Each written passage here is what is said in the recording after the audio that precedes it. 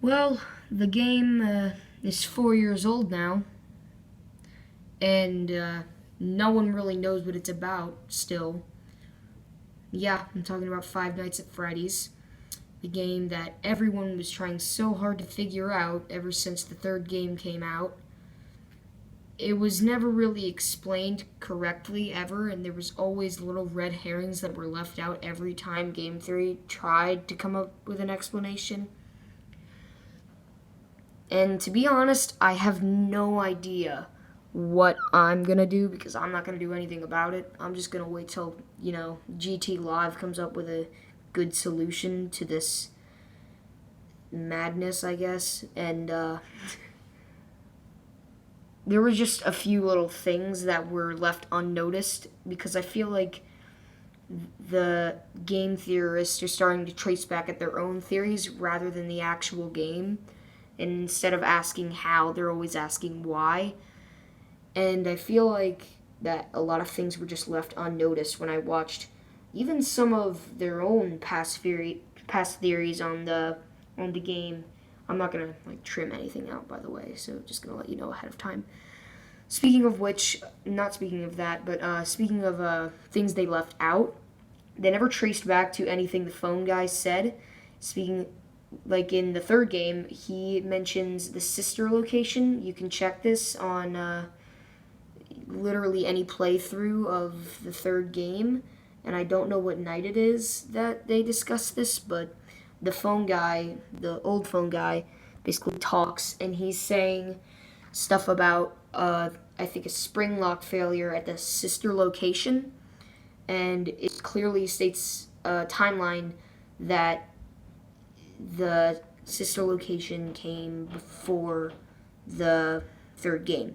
So I don't know what that does for the game theorists, but that's pretty much the only thing that I just noticed right now. However, there's sorry, I was just plugging my phone in. I'm using my phone to record this. But other things remain just unknown because they're not tracing back to, again, like I'm saying this again, but they're not tracing back to what Scott said is guaranteed to be true, because he said that the first location in Five Nights at Freddy's is guaranteed to be haunted. So either we're making this way more complicated than it actually is, or it's way more complicated than how complicated we already think it is. So either it's going to get a lot worse before it gets better, or it's just going to get better really easily. And to be honest, I don't know how we're going to figure that out. I don't know where it is, but I feel like if Matt, Pat, or any of the game theorists just trace back to their own videos, because they do have some genuine proof to some theories, and at least some segments of theories, and they just need to elaborate more on them because there's a lot of questions that remain unanswered.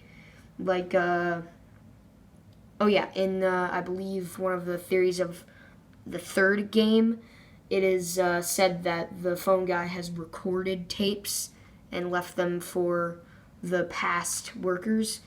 And although that may sound like it makes sense, it just doesn't, because how would he record them if not Scott, if Matt even states that in the first game he's guaranteed to be dead? So how would he give tapes of the first game, the second game, and slightly even the third game, even though he didn't give anyone the tapes that he was talking in the third game? But I feel like this is a lot of out of context scenarios, so I don't know if I'm going to provide a link or not, but I'll do my best to add things that make sense.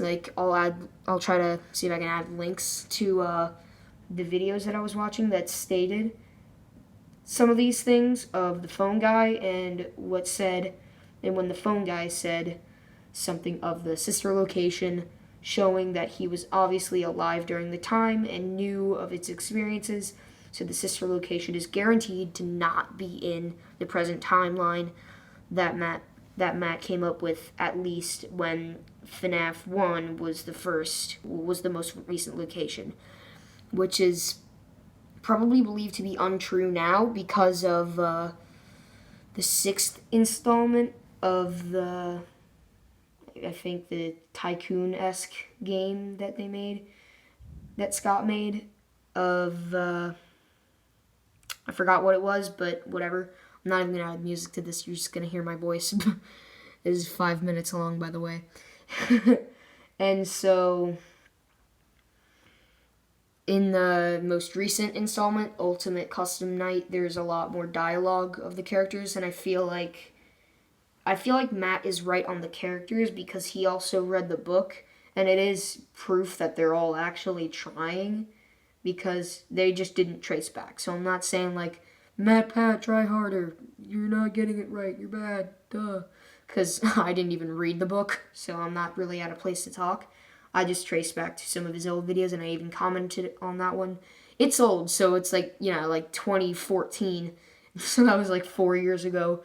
He probably doesn't answer notifications, and he probably doesn't have notifications for YouTube, but if he gets that comment because it was on a video that no one really comments on anymore because it's so old, maybe it'll end up somehow noticed, because I feel like I should listen to I feel like everyone should if they're willing to find out the end. The only reason I'm trying to find the end is because I'm just really done with the games because Tumblr's just ruining everything. And Tumblr ruined that 4 years ago, and I'm just kind of waiting for an end so that the whole Tumblr FNAF thing ends as well. So that's the only reason I decided to publish this, to try to get one step closer to cracking this BS. And so I think that's all that I had in mind recently, so I may just end it here. I'm not a YouTuber, so I'm just making this sort of as like a documentary.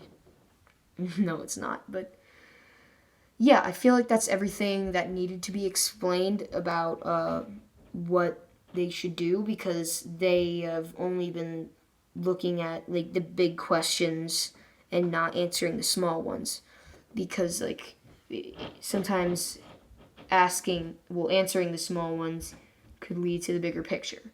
And that's really all I wanted to say.